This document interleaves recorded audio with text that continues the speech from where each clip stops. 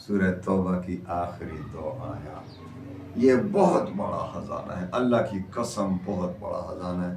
کوئی ہے جو اس پر عمل کرے تو پیارے مالی پریشانی کے لیے پڑھتے ہیں، وہ آپ پر قرض کا بوجھ ہو، لاکھوں کروڑوں کا قرض، وہ آپ جادو سے پریشان ہیں، جادوگر پر جو لوگ اس جادو میں ملوث ہوں گے ان سب پر واپس پلٹ جائے گا۔ ایسا طاقتور ترین وظیفہ۔ محرم الحرام کا مہینہ آنے والا ہے، سورہ توبہ کی 2 آخری آیات کی برکات، اس کے فضائل، اس کے کمالات، اس کے معجزات سے تو آپ کو ظاہر ہے پتہ ہی ہوگا کہ اس کے کتنے معجزات ہیں، کتنے کرامات ہیں، کتنے کمالات ہیں۔ لیکن ابھی محرم الحرام کا مہینہ آنے والا ہے۔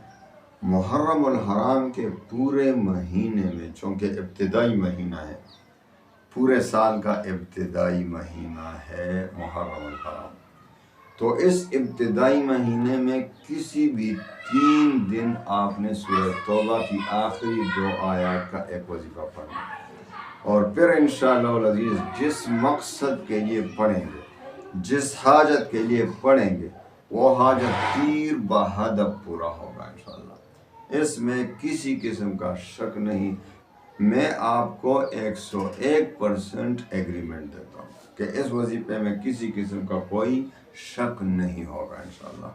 آپ دیکھیں گے کہ آپ جس مقصد کے لیے اس وظیفے کو پڑھیں گے انشاءاللہ العزیز وہ آپ کو اپنی آنکھوں سے پورا ہوتا ہوا نظر آ جائے گا۔ اللہ تعالیٰ تمام مسلمانوں کو صحیح طریقے سے عمل کرنے کی توفیق دے، اور جو یہ بڑا خزانہ ہمیں ملا ہے سورہ توبہ کی آخری 2 آیات، یہ بہت بڑا خزانہ ہے، اللہ کی قسم بہت بڑا خزانہ ہے۔ کوئی ہے جو اس پر عمل کرے تو پیارے بھائیوں بہنوں، وظیفے سے پہلے ایک بات سن لیں کہ جو صرف ہر 5 وقت کی نماز کے بعد صرف ایک بار پڑھے گا تو اس کے دل میں حضور پاک صلی اللہ علیہ وسلم کی محبت پیدا ہو جائے گی، اور جب اس کے دل میں محبت پیدا ہو جائے گی تو اللہ و رسول اس کے ساتھ محبت کریں گے۔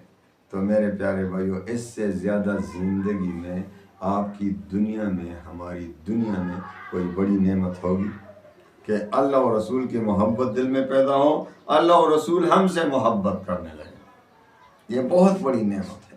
تو 5 وقت کی نماز کے بعد تو زندگی کا معمول بنا ہے۔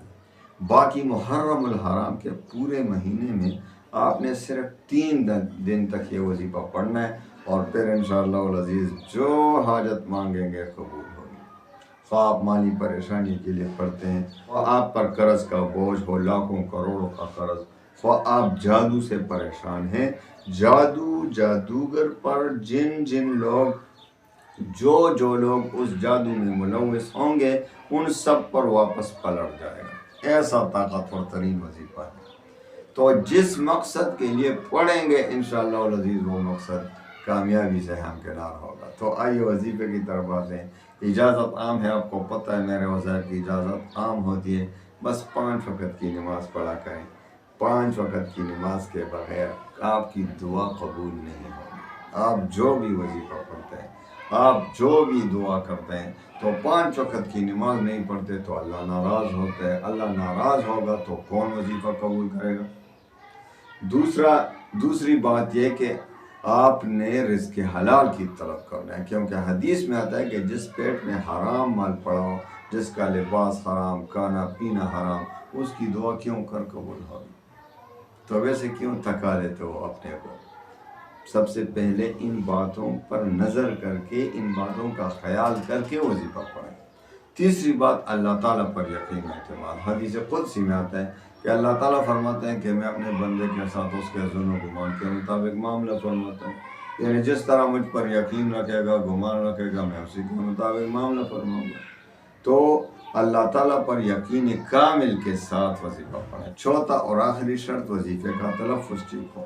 تو سورہ توبہ کی آخری جو 2 آیات ہیں وہ صحیح طریقے سے آپ پڑھنے پر قادر ہیں، سیکھ لیں پھر شروع کریں۔ تو آپ نے محرم الحرام کے کسی بھی 3 دن مسلسل، یعنی پہلی سے لے کر آخری دن تک 3 دن، کسی بھی 3 دن مسلسل یہ وظیفہ پڑھنا ہے۔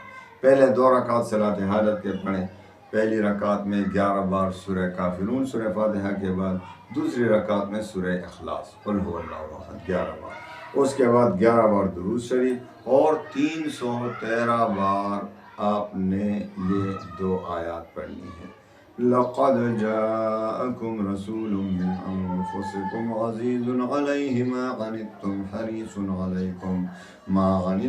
حريص عليكم بالمؤمنين رؤوف رحيم فإن تولوا فقل حسبي الله لا إله إلا هو عليه توكلت وهو رب العرش العظيم۔ 313 بار پڑھنا ہے خوب صحیح طریقے سے۔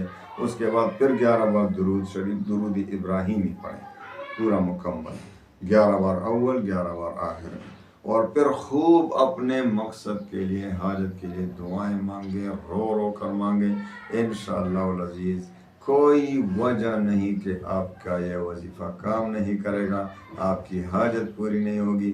اللہ تعالیٰ تمام مسلمانوں کے غموم پریشانیوں کو سورہ توبہ کی ان 2 آخری آیات کی برکت سے خوشیوں میں بدل دے۔